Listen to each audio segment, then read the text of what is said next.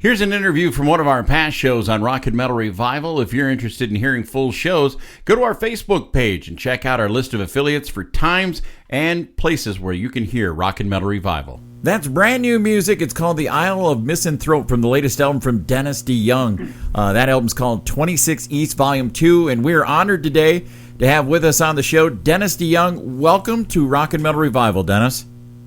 I don't know what the hell I'm doing on a Rock and Metal Revival show. You guys must have lost your mind. Well, somebody, Jerry, take your pulse. Make sure you're okay. It's still there. Dennis, we've been talking about this for a couple of weeks right now, and we are huge fans of your work.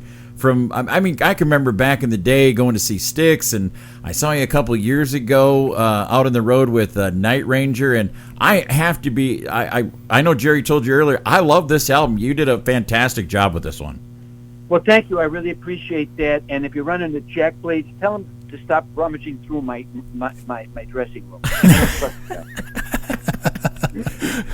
Well, I just want to say, Dennis, you seen you last year, it been 2 years ago before the pandemic. I just want to thank you for continuing to put out new music and not just resting on the songs of your great catalog from the past. I mean, it's great to hear new music. I mean, how much do you write, actually, Dennis, when on off times? I try not to. I'm goal-oriented. I don't write to... reinforce my own self-worth. I do it because I had albums to make. I started writing because we got a record deal in 1972. Before that, I wasn't a writer. I was an imitator of other singers because we were a cover band. So I came to songwriting, I was 25 when I started writing music.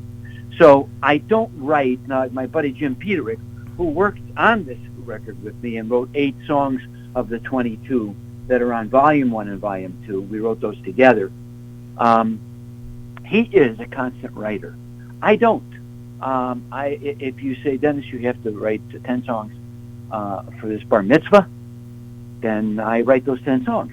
And most of them sound like Hava Nagila. Nonetheless, that's how I look at it. I am not obsessed either with performing or writing because I'm too old for that. When I was younger and ambitious and had a desperate need to prove myself, I think I was more like that. But over the years, you get into this mind space, and I was just talking about this with the last guy I talked to, where I personally, he asked me, am I anxious to go back on the road? And I said, not really. I mean, not with everything that's going on. I can't say I'm anxious. I perform as a responsibility to the fans who have given me a great life. If I could have a hall that's 3 blocks from my house, well, let's make it 3 miles. I don't want the parking to be a problem. Yeah. where I go 3 times a week in Madison, Wisconsin drives in to see me, or Green Bay, or Minneapolis. They stay in the hotel, and I perform there. I would prefer that. You see what I'm saying? Mm-hmm. To go out on the road and suffer the slings and arrows of outrageous fortune that we all must on that road to perform our wares in front of people. It's a big pain in the ass. Who likes TSA? You? Nobody likes it. Nobody likes flying on an airplane next to a big fat guy who's coughing. Nobody likes it. Oh, man. Now, I got to say, right off the bat on the first cut on the album, Hello, Goodbye, it really caught me right off the bat because I like the way you used orchestrations and copied kind of stuff that the Beatles were doing back in the day, and kind of took it all back. That was kind of cool. How'd you come up with that? Well, first they called Ringo and asked for permission. Oh yeah, and Paul was okay with it. I wrote that song for Volume 1. That was going to be the first song on Volume 1 because 26 East, of course, is the address, the name of the album, of where the nucleus of the band Styx was formed in my basement in '62 with the Panazzo brothers and myself. And I thought I started out with the Beatles because with my tribute to them, if not for them, there would be no me, and there would be probably no you. They invented modern rock and roll and the modern rock and roll band. Mhm. So it was my tip of the head. And then it turned out we had written too many songs for one album, and the record company decided to make them into 2 volumes. And I said, is there more? It's an Italian company. So I said, is there extra lira involved? And they said they would double the guarantees. And guys, I'm not a math major. Oh, double those, good. Yeah. So that's how that happened. So I had to move that to the second album. And I wanted Julian Lennon to sing Hello Goodbye with me. And then I decided to just write a song for he and I to sing. And I wrote To the Good Old Days, which is on Volume 1. That Volume 1 is an excellent record, too. Yes. It really is. You know, Dennis, one of the tracks I'm loving off this release is Last Guitar Hero, which features Tom Morello. And I got to say, I've been a Styx fan forever, and I'm a Rage Against the Machine guy, too. How does the world of Styx and Rage Against the Machine get together? I got Polaroids of him. Bribery works. That works, yeah. Blackmail. Works Yeah, good. he's not gonna sing with the Babe guy. Come on, guy. Is that Jerry? Are you still there? Yeah. Somebody give him a nice seltzer. I met him at a party at Adam Sandler's house. I'm name dropping. Nice. I thought I met him at my brother-in-law's party, but that wouldn't be true. And he said he was a Styx fan and told me some lovely stories. And he loved Roboto, and he saw Kilroy and the Paradise. And so Jimmy Peterek and I had written that song about 4 years ago. And when it came time to choose someone to play, I thought, hey, I know Tom, and he could be the last guitar hero. Yeah, And true. so, I decided to take a risk. The risk is I never really liked Styx, Dennis. I was just being nice to you. So that's the risk. Yeah. So I sent it to him, and he dug it, and he said, I love this. I can't wait to do it. He played it. I mixed it. You've got it. And Dennis DeYoung and Tom Morello together again for the first time. That's awesome. That's awesome. So who played guitars on the rest of the album? Because it's got some really nice guitar solos on it. Lots of people. Oh, ask okay. me a song, and I'll be specific, and I'll tell you. Okay. Let's see. Made for Each Other. August Zadra. Ooh, he did a really, really nice guitar solo on there. I really like that one. Beautiful solo. And we did it right here where I'm talking to her in my studio. And, it's lovely. Because here's the thing, guys. Musicians' job number one is to serve the song. Mm-hmm. If you don't know what song you're in, then I don't need you. Because if you think it's going to be all about you, it shouldn't be.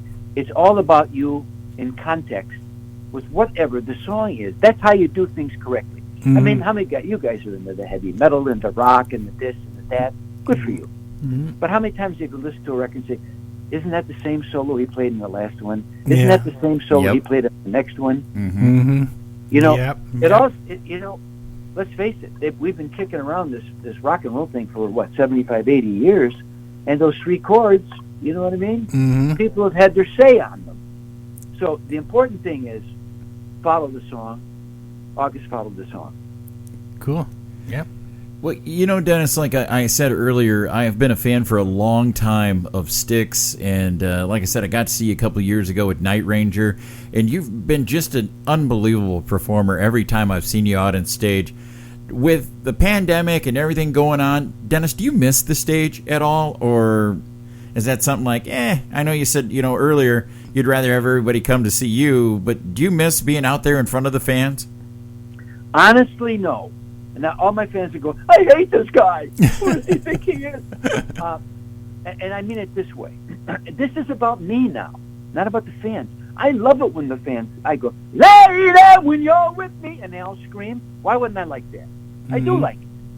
However, McCartney said it just recently. I thought I was the only asshole. Mm-hmm. Now there are 2 of us. What's it like to play in front of all those people when they're screaming? He says, I don't know. I'm thinking about the next note I'm going to sing. I'm thinking about the next lyric. I'm thinking about performance. To me is the challenge of perfection, guys. And when you're nutty and neurotic like I am, and I guess Paul, when we're out in front of people, we think they deserve the closest thing we can get to perfection that's possible. We're not going to get high and take the audience for granted. We're going to respect the audience. And in order to do that, a sacrifice must be made, guys. And that's the constant disappointment you feel that you didn't give them what they deserved. So when you come to see me on stage, you think, man, that guy's good. That's because I'm trying so damn hard. Excellent. But that does get tiring. Oh, I know you guys don't have that problem because you don't care what the fuck you're doing. No, I'm just kidding. He knows us so well already. You must man. listen to the show, I Dennis. mean, you really got us down, bro. I had people come up to Madison and watch you guys. No, so that's it. That's my problem, if you know what I mean. I want to be perfect. I know that's not possible, but so to be out there when you come and see me, I don't want you to go, oh God, he's trying to be perfect. You should be happy I'm trying to do that because that's the respect I have for you. Excellent. Awesome. Now, one thing, I'm a big South Park fan, and did you see the South Park with "Come Sail Away" where they sing the opening line to Cartman and he has to finish the whole song because that happens to me too. Every time you No, I never heard that because I've been laying under a rock in Benghazi.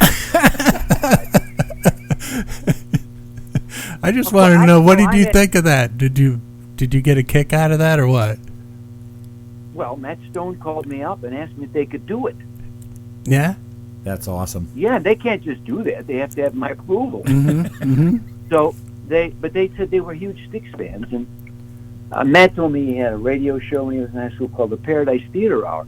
So regardless of how you took it, they meant it as a tribute. Oh yeah, Oh, that's the way we took it too. Yeah. Yeah, No, I wasn't making fun of it. It was Yeah. No, I okayed it, and it was the smartest thing I ever did because I didn't know what South Park was. I'll be honest. And then I started watching it, and I went, whoa! And then I called Matt up. I said, "You're not going to do that Barbra Streisand thing on me, are you?" He says, "No, absolutely not." And so I said, "Sure." And it was the smartest thing I did. From the moment that ran, my phone has not stopped ringing. That was 1995 or 6. Yep. I can't remember when. nice. For requests for my music in motion pictures, Awesome. TV shows, commercials, because at that moment, South Park, which was the hippest of the hip, Yeah. don't you agree? Yes. Oh yeah. Oh yeah. They said we like these guys. Yeah. Nice. That's awesome. Nice. You know. Now you didn't know that, did you? No. No. Well, that's why you called me. Yeah, Exactly. that's exactly we why. need to learn things. Yeah, we're learning now.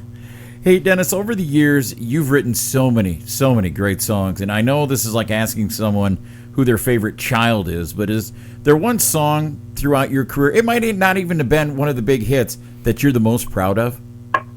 Oh yeah. Number one, anybody who tells you their songs are like children, yeah, I think you should lock them up.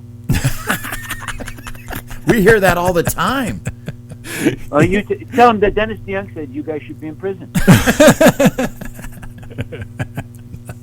Ask him when was the last time that your song came in the room and asked you for the key card. Car keys. Yeah. Good point. Children are not songs. What's wrong with you guys? Yeah. Anyway, here's what I did. I'm an accordion player, Beatle dreaming. I found some chords I liked. I stuck notes on the chords that I liked, making melodies. Then I put words on the notes. And I told you, I gave you my point of view about my life and the world I see around me, hoping you would find yourself in my song. So when people ask me what's your favorite song, I said I don't have one. After I made them into a record and sent them out into the ether, they belong to the listeners, not me. And the listeners will tell you, as they have, brilliantly and in such a heartfelt manner, what that music meant to them in their own personal lives. So those songs don't belong to me. They belong to you guys. And whatever your favorite song is, can I tell you something? Huh. That's my favorite one, if it's yours. Awesome. Oh. That's awesome. Then it's sweet.